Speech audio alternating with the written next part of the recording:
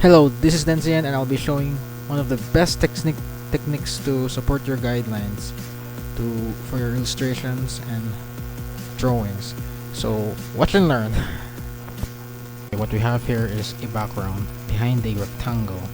So on the top is the walls and in the bottom is the floor. So if you wanted to erase that line between that rectangle, you have to do like this.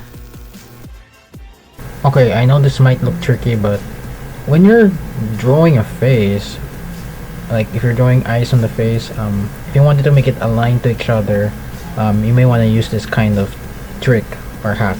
Just try to align the lines to the eye, and there you go. This is how the process is. Like as you see in this video, like follow exactly what the video is doing or says. So yeah, here it is. Like here's how it works on the video. Like you can see how it works, right? So yeah, that's how my process works.